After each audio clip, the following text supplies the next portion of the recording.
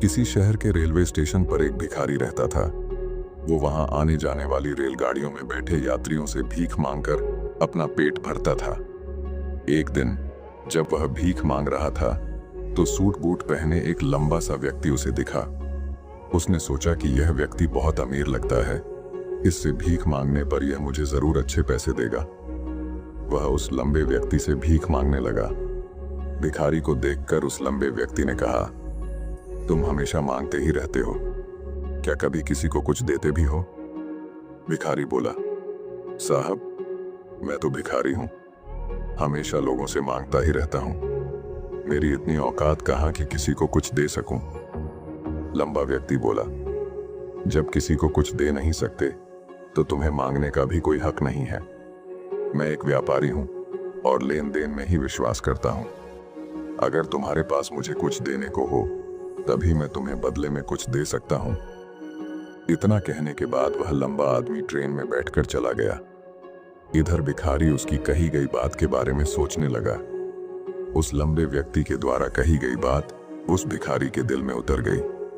वह सोचने लगा कि शायद मुझे भीख में अधिक पैसा इसीलिए नहीं मिलता क्योंकि मैं उसके बदले में किसी को कुछ दे नहीं पाता हूं। लेकिन मैं तो भिखारी हूं, किसी को कुछ देने लायक भी नहीं हूं।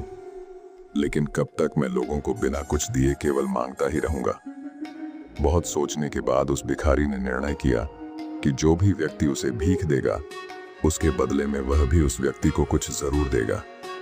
लेकिन अब उसके दिमाग में यह प्रश्न चल रहा था कि वह खुद भिखारी है तो भीख के बदले में वह दूसरों को क्या दे सकता है। इस बात को सोचते हुए 2 दिन हो गए, लेकिन उसे अपने प्रश्न का कोई उत्तर नहीं मिला था।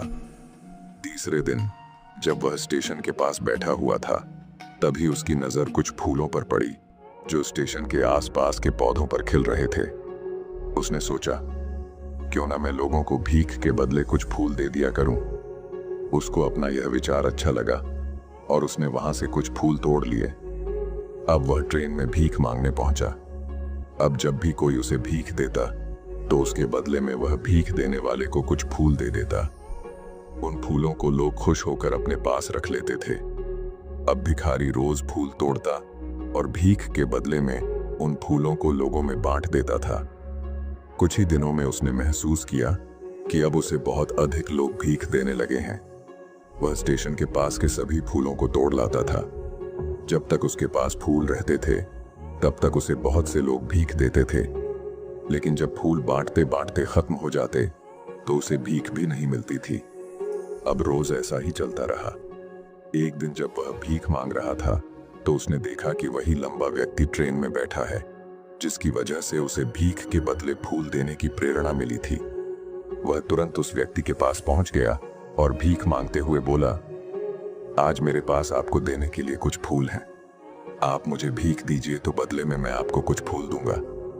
उस लंबे व्यक्ति ने उसे भीख के रूप में कुछ पैसे दे दिए और भिखारी ने कुछ फूल उसे दे दिए। उस लंबे व्यक्ति को यह बात बहुत पसंद आई। वह बोला, वाह क्या बात है, आज तुम भी मेरी तरह एक व्यापारी बन गए हो।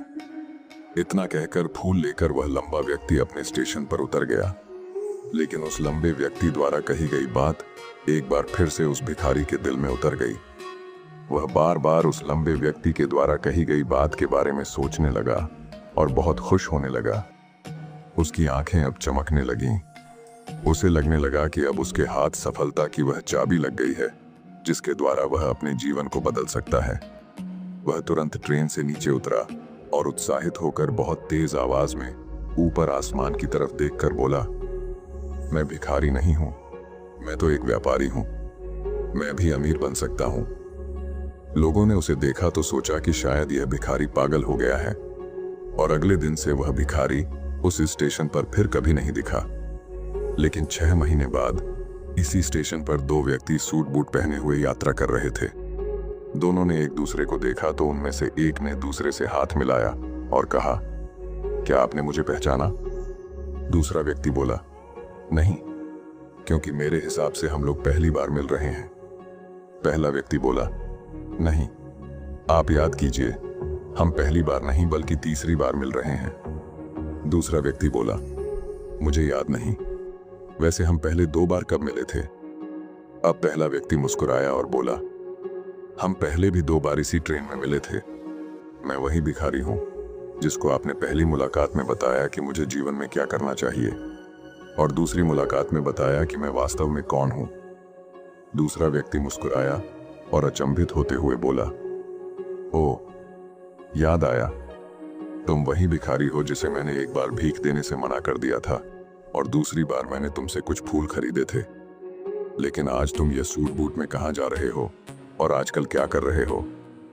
तब पहला व्यक्ति बोला, हाँ, मैं वही भिखारी हूं, लेकिन आज मैं फूलों का एक बहुत बड़ा व्यापारी हूं और इसी व्यापार के काम से ही दूसरे शहर जा रहा हूं।